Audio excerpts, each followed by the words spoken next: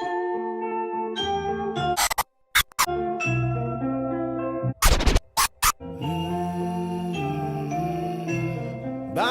recently discovered the term for something that I've experienced like my entire life. And I think many other people are going through this same confusion as to what's going on inside of their own psyche. It's called fawning. Fawning, as in like a baby deer. My dear, my dear, my dear. Fawning is an instinctual response associated with a need to avoid conflict and trauma via appeasing behavior. For children, fawning behaviors can be a maladaptive survival or coping with a non-nurturing or abusive parent.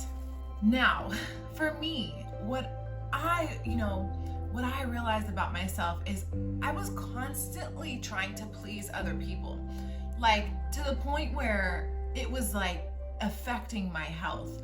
It didn't matter that I didn't want to do it. I didn't actually like intend or set out on a mission consciously to make other people have a better life experience than me. I would get such anxiety and I would be so stressed out if somebody else was experiencing any type of negative reaction to my behavior. And also, if they had any type of negative reaction just to reality, I still felt a need to please them. Like I had to go out of my way to make them feel better. Through all my shadow work, through all my digging deep into my own psyche, all the tears I cried, all the times I had to stare at myself in the mirror and realize the bad, negative energy that was coming from me, working through all of that, I dug deep and found that I had a desire to please other people when they were in angry, stressful, emotional, and anxious energy, because it made me feel the triggers from my childhood, which was when I was little, like a little baby, and somebody was angry, right? A parent or an adult figure, a guardian, a caregiver had these energies. It was actually my job, like the role I learned to play in my family was fix this. I was really sensitive, like really sensitive. I'm still sensitive. And when somebody was angry, this actually like sent me through, it skyrocketed my anxiety. I was pulling out my hair like piece by piece. By 14, severe nail biting, like serious anxiety, and I could never understand where this was coming from. Like, why was I literally attacking myself, ripping and causing pain to my physical body, feeling so, I would sweat, I would have all these like symptoms where I couldn't even understand where this was coming from. Like, what in the hell, right? Well, it all stemmed from my environment. There's this beautiful thing called epigenetics, and I'm not an epigeneticist, but go look into it. It's really interesting. It's teaching scientists, the science world is learning a child's nurturing experience. Children react more to situations due to their nurturing experience rather than their genetic makeup, which is crazy. Because we come into this reality with DNA, right? Which carries information through many genetic codes of information. Some locked, some open, some work, some don't, right? We have dormant DNA, we have active DNA. Well, a child that is born, it doesn't have any judgment. It doesn't have any pre-existing like way that it's going to react to someone else's anxiety, right? It's just there to experience life, right? Well, as a child is developing, if the parent experiences any sort of anxiety or stress, and that child can feel and sense that energy, and it never receives proper, consistent nurturing, that child is now on a mission to seek the validation of that person that doesn't show affection. So it's learning. The child learns love is lack of affection. This phenomenon is like, what? You know, it's just like so fascinating to me, because I just thought, you know, I was a addictive personality that loved to smoke and feel high, and you know, like I always need like many things to do. Like I need everyone around me to feel like pleased, right? I want everyone to feel good. If someone feels down, like I swear my whole body's like, what do I do? What do I do? What do I do to make them feel better? Oh my God, is it me? Did I do something? Oh my God. And it could be nothing related to me, but that's how I've always been, or always.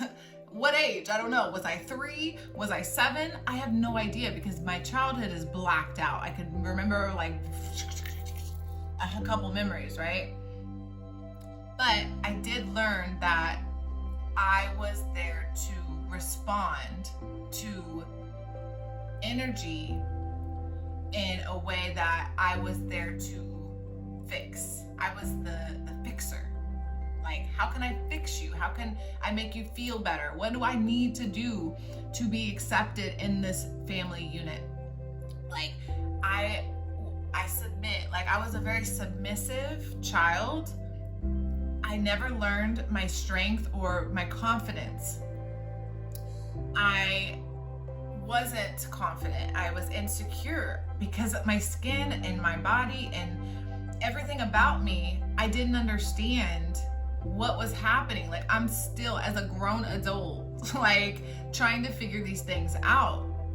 I shouldn't be, you know, these are things that should be developed in childhood through many sources: education, community, parents, siblings. Like, we are all backwards. There's no very specific person to blame here.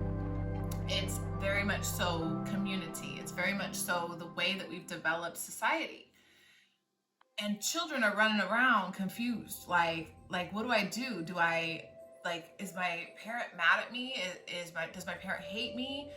You know, why do I feel stress and anxiety at 10 years old? Like, a 10-year-old shouldn't feel anxiety, right?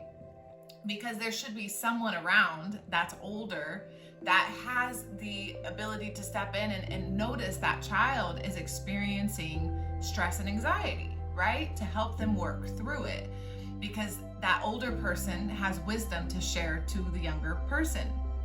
But instead, we're all consumed in our own lives. We're all separated and worried about things that actually don't even matter. Like, things that don't even affect your daily life, we're so much more concerned with than actually nurturing ourselves and our close relationships.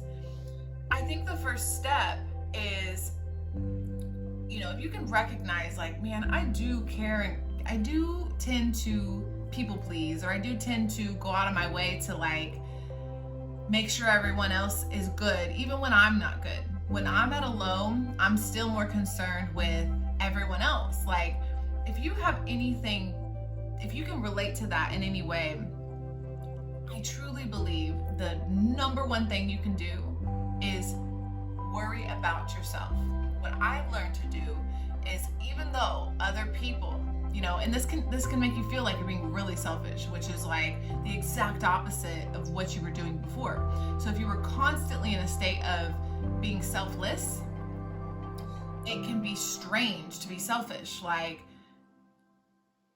and it doesn't mean that you are always selfless or that you're always selfish. It just means in these relationships, these specific relationships, because energy is a funny thing, right?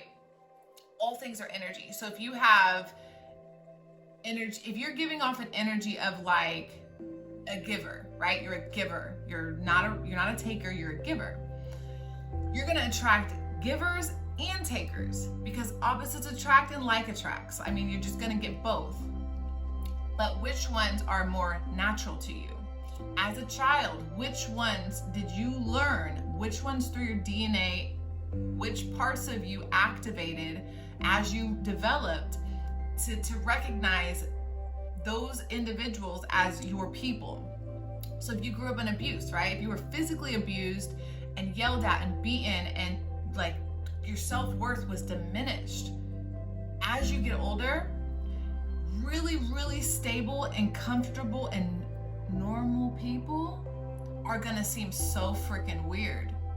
And vice versa. If you grew up, you know, in a normal, healthy, like cookie cutter environment or anything close to it, toxic people are gonna seem like aliens to you. Like, why do they react that way? Why do people do, you know, the whole concept is being able to learn how to be in someone else's shoes. So the fawner, the child that grows into an adult that has this behavior that's now trying to learn to like not do this anymore, you're gonna have to learn how to be selfish.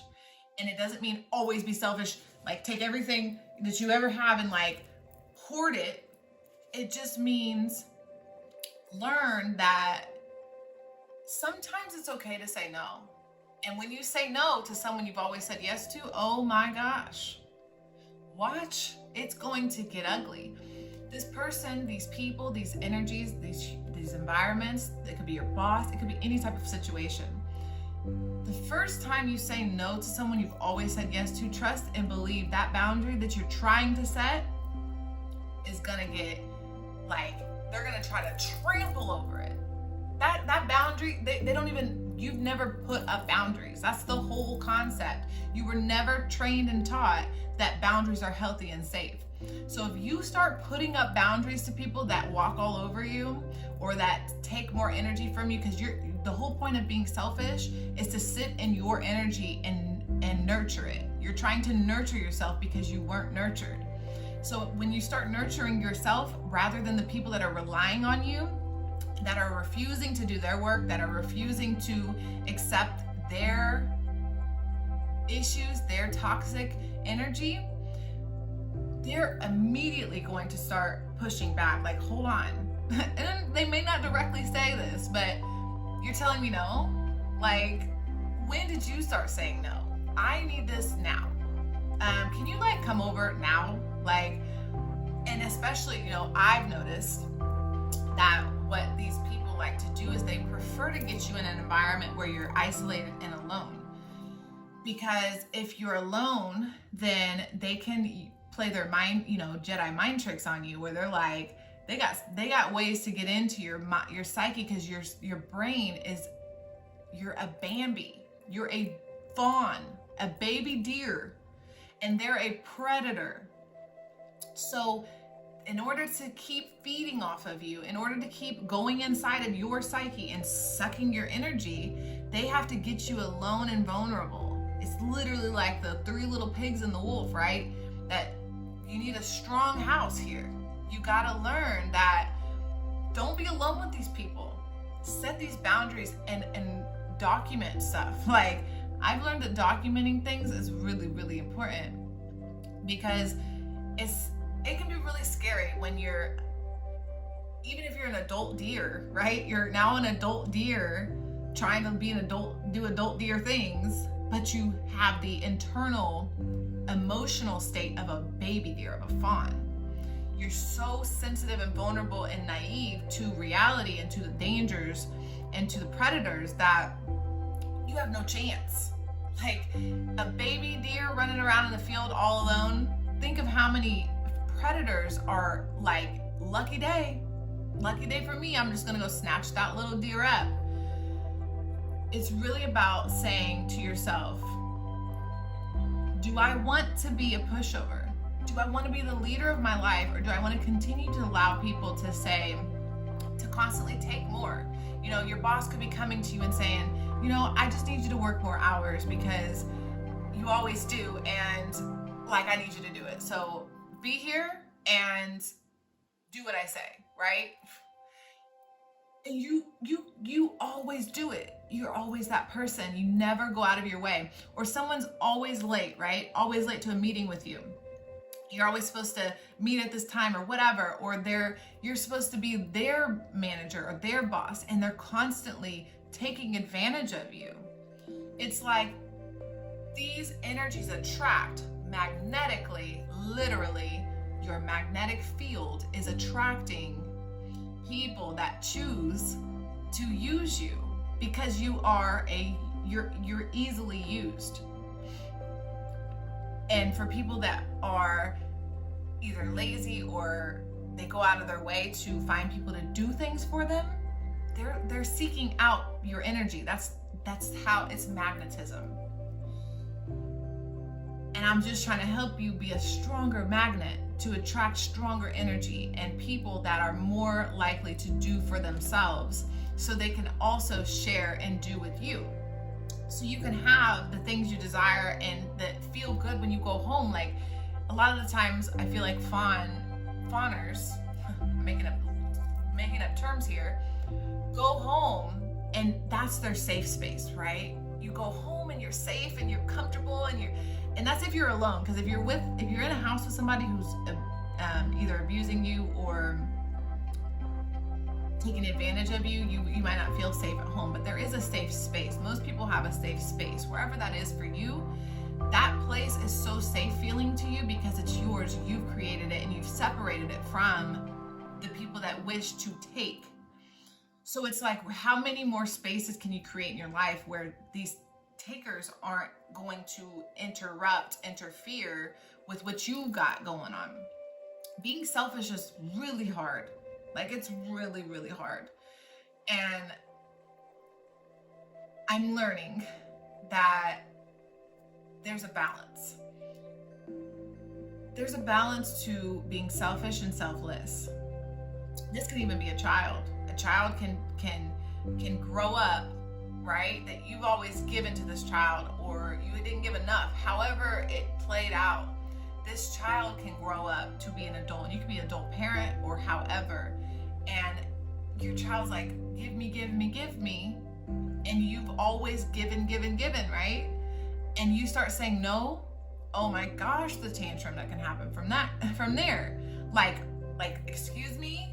You're not gonna give me what I'm calling you for? Like, you're supposed to have this. I just wanna help people discover this. It took me till 30 to realize I was doing this, and that the reason people were coming in and out of my life and draining me and putting me through what I thought they were putting me through. I was putting myself through this. This was my choice.